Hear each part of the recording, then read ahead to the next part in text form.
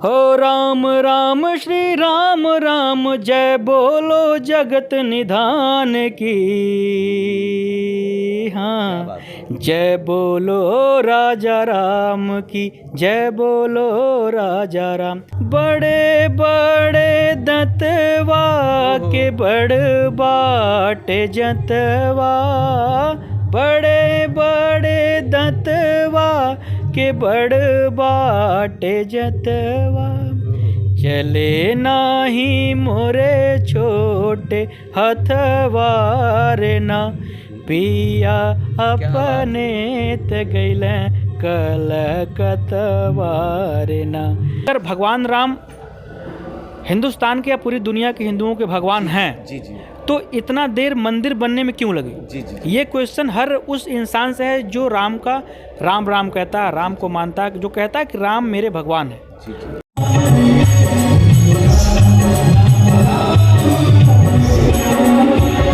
संगीत है शक्ति ईश्वर की, हर स्वर में बसे हैं राम। रागी जो सुनाए रागिनी, रोगी को मिले आराम। संगीत वो शक्ति है कि जहाँ जाति धर्म की दीवार अपने आप ढह जाती है, उसकी सिर्फ एक जाति होती कलाकार की, सिर्फ कलाकार। ऐसे ही हम तो सांप्रदायिक सद्भाव की प्रतिमूर्त हमारे सामने एक मुस्लिम बैठे हैं कलाकार, जिनका नाम है मासूम अली। मासूम से मैंने पकड़ लिया, जो नाम आपके माता पिता ने रखा है उसके पीछे भी कुछ रहस्य है। जैसा नाम में ही बहुत कुछ उसका भविष्य बच्चे का निर्धारित हो जाता है, और वही अपने दिए हुए माता पिता के नाम को साकार करने के लिए बच्चा जीवन भर संघर्ष करता है। हमारे साथ में मासूम अली जी हैं। सर, अयोध्या दर्पण में स्वागत है आपका। बहुत बहुत शुक्रिया, आपको नमस्कार। आपके सभी श्रोता और दर्शकों को मेरा बारंबार चरणस्पर्श और नमन है, खैर मकदम स्वागत है। जी। बड़ा अच्छा लगा, आप किसी विषय पर आप इंटरव्यू ले रहे हैं। जी। मेरा नाम मासूम अली ज़रूर है, लेकिन कहीं ना कहीं से नियति मेरी क्लियर है कि अली और कुमार या यादव या पांडे लिखने से ऐसा कुछ नहीं होता है। नियति को साफ रखना चाहिए। हाँ। और मैं जहाँ तक मानता हूँ और जो मानता हूँ आपके सामने आज दिखा, जी। उसमें छुपाना नहीं है, कोई बताना नहीं है, आपने सब कुछ देखा। और जहाँ तक मेरी जन्मभूमि की बात है, मैं उत्तर प्रदेश के आजमगढ़ ज़िले में एक ब्लॉक पड़ता है अतरौलिया। अतरौलिया में एक गांव पड़ता है खीरीडीहा। वहाँ मैं पैदा हुआ हूँ, वहीं पर मेरी इंटर तक की शिक्षा हुई। उसके बाद फिर मैंने बनारस का रुख किया। वहाँ पर जाकर के पहले पंडित महादेव प्रसाद मिश्रा संगीत विद्यालय में कुछ महीने सीखा। उसके बाद फिर मैं काशी हिंदू विश्वविद्यालय का जो है डिप्लोमा क्वालिफाई किया, फिर BA यूज़ किया, फिर महात्मा गांधी काशी विद्यापीठ से MA यूज़ किया। और आज आप ऐसे बड़े भाई लोग यहाँ सांस्कृतिक मंच पे आ जाके इंटरव्यू ले रहे हैं, तो इसमें कहीं ना कहीं से आप ऐसे लोग, श्रोता, दर्शक और हमारे सहयोगी जो आर्टिस्ट हैं, चाहे चंद्रकांत हो, अशोक भैया हो, साहिल जी हो, मोती भैया, सभी का सहयोग है। हम तो एक दिखावा है कि नहीं मासूम अली ये दिख रहा है। जी। ऐसे मौके पर आए हैं चूँकि भगवान राम अपने मंदिर में विराजमान हुए हैं। अभी आपने शुरू पे मंच पे कहा था कि भगवान राम, जब कुछ आप एक शब्द बड़ा अच्छा बोले, तो शब्द हमको याद नहीं आ रहा है। मैंने ये कहा था कि अगर भगवान राम हिंदुस्तान के या पूरी दुनिया के हिंदुओं के भगवान हैं, जी। तो इतना देर मंदिर बनने में क्यों लगी? जी। ये क्वेश्चन हर उस इंसान से है जो राम का राम राम कहता है, राम को मानता है, जो कहता है कि राम मेरे भगवान है। जी। इतना दिन कैसे लगा? जी। किसकी कमी थी और किसने ऐसा किया? ये तो पूछने वाली बात है। जी। ये हर एक इंसान पूछ सकता है ऐसा क्यों हुआ, और आज हो रहा है तो किसका मन है, और हुआ तो कौन किया और क्यों कर रहा है। जी। वर्तमान में जो वातावरण है हमारे देश में, तो ऐसी मतलब ऐसे मंच पर आपको भजन का अवसर मिला गाने के लिए। एक होता नहीं कि जो प्यूरिफाइड होते हैं कलाकार होते हैं एकदम से, आप प्यूरिफाइड व्यक्तित्व हैं, आपको आने का अवसर मिला और कुछ प्राण प्रतिष्ठा हुई है इस अवसर, क्योंकि कलाकार से लोग सुनना ज़्यादा पसंद करते हैं। हमारे जितने व्यूअर्स हैं वो चाहेंगे कि कुछ आप कुछ जो है सुना दीजिए, चूँकि प्राण प्रतिष्ठा हुई है। मैं आपको आपके चैनल के थ्रू बिल्कुल सुना दूंगा। हो राम राम श्री राम राम, जय बोलो जगत निधान की। हाँ, जय बोलो राजा राम की, जय बोलो राजा राम। ये खुद मैं लिखा ही हूँ। हो आज पधारे रामचंद्र जी अपने अयोध्या धाम में, हो अपने अयोध्या धाम में, जनक दुलारी जग कल्याणी मातु सिया के साथ में, हो मातु सिया के साथ में, बजरंगी संग लखन लाल जय, हो बजरंगी संग लखन लाल जय, बोलो सियावर राम जी, जय बोलो राजा राम की, जय बोलो राजा राम। क्या बात है, क्या बात। ये बताइए, आपको डर नहीं लगा जो वर्तमान परिवेश है, कट्टरपंथी इतने हावी, बहुत साहस करके सवाल कर रहा हूँ मैं आपसे, जो कट्टरता है आज के समय में, स्पेशली देखता है आपकी कम्युनिटी जो है गज़ल की तरफ ज़्यादा जाती है, और भी तमाम मुशायरे होते हैं उसी तरफ ज़्यादा जाते हैं, लेकिन भजन की तरफ आप आए, कितना बड़ा कैसे साहस जुटाया आपने? देखिए, बुलडोजर से सबको डर लगता है, तो आप उसकी चिंता बिल्कुल ना करें। जो चीज़ें हैं वो जब पॉजिटिव वे में होती हैं तभी सब कुछ होता है। तो यहाँ जो डराने वाले थे उनको हमारे जो आगे के लोग हैं उनको पहले कैप्चर कर चुके हैं, मतलब झाड़ू मार के साफ कर दिए हैं कि कोई डराने वाला बचे तब तो डराएगा ना, जब आएगा तब देखा जाएगा। फिर आपको भी झेलना पड़ा होगा? झेलना अभी पड़ता है, ऐसी बात नहीं है। हाँ, झेलना पड़ता है। हाँ। आप एक समाज सुधारक भी हैं, कलाकार जो है कलाकार ही नहीं होता, आपको लोग फॉलो करते हैं, आपकी नकल उतारते हैं, जो आपकी एक्टिविटीज़ होती है उसको लोग स्टडी करते हैं। तो आप ये बताएं, एक सामाजिक गीत कोई दहेज जैसे चल रहा है, कोई दहेज प्रथा पे आप सुना दे तो बेहतर होगा। देखिए, जो मैं दहेज ही नहीं, कोई भी सामाजिक गीत, कोई ज़रूरी नहीं हर परिपक्व वो नहीं होता पूर्ण के हर आदमी हर चीज़ उसको आता ही हो, लेकिन अगर आपको कुछ, मैं देखिए मन से भी कहता हूँ कि नीयत नीयत अगर आपकी क्लियर होगी तो आपको कोई परेशानी नहीं होगी। और समाज में क्या है कि समाज में जितने रंग हैं उतने पहलू होते हैं। तो उसमें अगर कोई दहेज ले रहा है तो कोई देने के लिए भी उतारू रहता है। बिल्कुल बिल्कुल, ऐसा नहीं कि मतलब कि एक हाथ से ताली बज जाती है। हम तो देखते हैं सर कि करप्शन, तहसील में लोग जाते हैं कागज असली तभी उनको लगता है जब तक 100 रुपये जेब में डाल न दे। वो तो नियति है, वो सबका वो चलता रहता है, ऐसी बात नहीं है, वो होना भी चाहिए। तमाम चीज़ें हैं जो देने वाले ज़्यादा दोषी हैं, मैं तो कहता हूँ। देने वाले दोषी नहीं है, वो देने वाले जो हैं वो वैसा काम ही करते हैं, तो देना पड़ता है और लेना भी चाहिए, पैसा किसी को काटता नहीं है।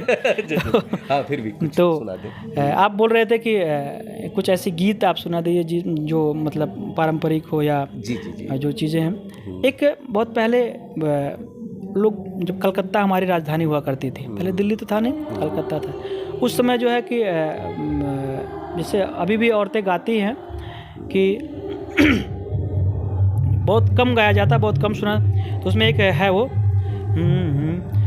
बड़े बड़े दंतवा के बड़ बाटे जंतवा, बड़े बड़े दंतवा के बड़ बाटे जंतवा, चले नाही मोरे छोटे हथवारे ना, पिया अपने तगैल कलकतवा रे ना, पिया अपने तगैल कलकतवा रे ना। फिर गज़ल का शेर देखिए कि मैं अक्सर एहतियातन उस गली से कम गुजरता हूँ, मैं अक्सर एहतियातन उस गली से कम गुजरता हूँ, कोई मासूम क्यों मेरे लिए बदनाम हो जाए। तो हर चीज़ों का अपना अपना एक लोकेशन होता है, स्थान होता है, परंपराएं होती थी, उसी को हम लोग निर्वाहन करते हैं। बाकी सब जो चीज़ें भगवान राम कर रहे हैं वो अच्छा है, जो नहीं कर रहे हैं वो भी अच्छा है, जो होने वाला है वो बहुत अच्छा है। यही मान के हम लोग आगे बढ़ें और काम करते रहें।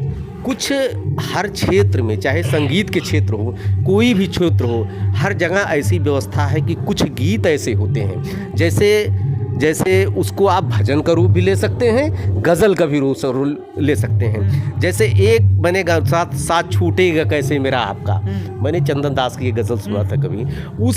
चाहे आप उसको गज़ल माने, चाहे उसको आप भजन माने, और आप मंदिर में भी बैठ के गा सकते हैं, मस्जिद में भी बैठ कर जा सकते हैं, सामाजिक ऐसे स्थान पर भी बैठ कर गा सकते हैं। कोई ऐसा गीत सुनाइए जिसको भजन और गज़ल दोनों का रूप लिया जा सके। ये तो देखिए, इस तरह की जो गज़लें या गीत बहुत रेयरली मिलता है। जी, जी। प्रयास लोग करते हैं, मैंने अभी तक इस पर कभी प्रयास नहीं किया कि मतलब दोनों का श्रेय मिले, लेकिन हो सकता है कि मैं जो सुना रहा हूँ हो सकता है लगे कि मतलब जी। ज़्यादा चीज़ें हो सकती हैं, क्योंकि मैं कंफर्म नहीं मतलब नहीं, मंच पर एक चीज मैंने देखा था कि आपने अपने कलाकार को, तो मैं वो कहता हूँ कि अपने मूल को बचाते हुए आगे जोड़े।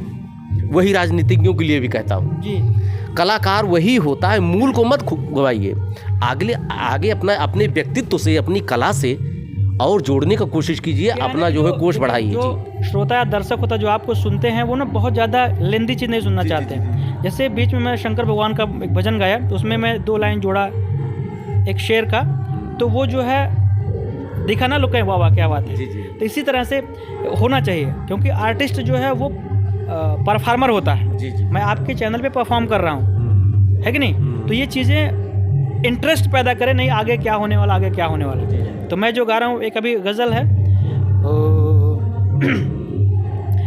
जब भी किसी को दिल से आप प्यार कीजिए, जब भी किसी को दिल से आप प्यार कीजिए, सूरत ही नहीं सीरतें स्वीकार कीजिए। ठीक है ना। तो इस तरह की गज़लें कभी कभी होती हैं, कभी कभी चीज़ें बनती हैं, बिगड़ती हैं, और बाकी सब भगवान। गुरु जो है, देखिए किसी भी कलाकार जब कोई साक्षात्कार देता है तो उसका गुरु जरूर देखता है जी, और अपेक्षा करता है, क्योंकि गुरु ही एक ऐसा है, क्योंकि इस समाज में सारे रिश्ते तो स्वार्थ से, आदमी जैसे माँ भी स्वार्थ से ही बच्चे को दूध पिलाती है, बेटा भी स्वार्थ से ही अपने बच्चे का पालन पोषण करता है, लेकिन गुरु जो होता है वो निस्वार्थ होता है। आप जिन्हें शिक्षा दीक्षा कहाँ से ली, थोड़ा उस पर प्रकाश डालिए। देखिए मैं जब प्राइमरी में मैं शुरुआत किया पढ़ाई का, तो मैं जूनियर में आया, तो वहाँ मेरे गुरुजी एक मिले जो वही प्राइवेट नौकरी करते। प्राइमरी में पढ़े हैं आप? जी प्राइमरी पढ़ा हूँ, शानदार में पढ़ा हूँ वहाँ पर, और संगीत मजा खूब आता है प्राइमरी का, मजा आता है, कक्षा बनी, अरबों कमा लेंगे वो, फिर दोबारा पाएंगे नहीं है। मैं आज भी अपने स्कूल पर जाता हूँ, जब कभी कभी जाता हूँ ज़रूर जाता हूँ। तो जूनियर में जब आया तो मेरे एक सहयोगी मिले, बाद में गुरु श्री विजय बहादुर यादव, आज वो प्राइमरी पाठशाला में जूनियर में कार्यरत भी हैं। तो उनके मेहनत से, उनकी लगन से, उन्होंने कहा जैसे 15 अगस्त 26 जनवरी गाते हैं, तो वहीं पर उन्होंने देखा कि ऐसी ऐसी बात है, तो उन्होंने फिर मुझे, मेरे परिवार को कन्विंस किया और बोले कि मैं बनारस लेके जा रहा हूँ, आप लोग चिंता, लेकिन कोई माँ बाप छोड़ता नहीं जल्दी है। उसके बाद हम चले गए बनारस, तो पंडित महादेव प्रसाद मिश्र संगीत संस्थान वहाँ रामापुरम है, वहाँ फिर हमने शुरू किया। संगीत का तो हब है बनारस। जी जी।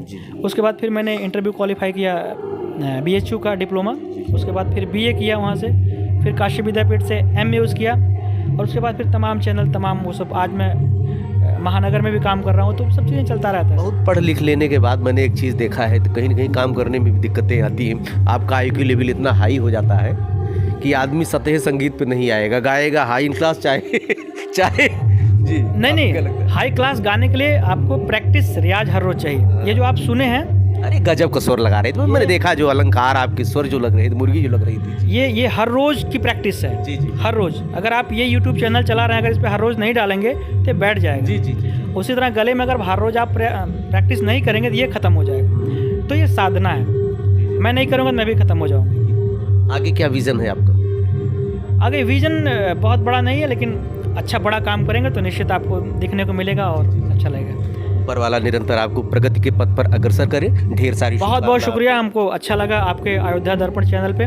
मैं निवेदन करता हूँ सारे आपके सब्सक्राइबर से, सारे व्यूवर से, कि आप इस चैनल को अपना प्यार, आशीर्वाद दें और खूब सारा शेयर और खूब सारे लोगों को इसमें जुड़ने का मौका मिले। बहुत बहुत शुक्रिया भैया, बहुत बहुत धन्यवाद आप सभी को। नमस्कार, थैंक यू।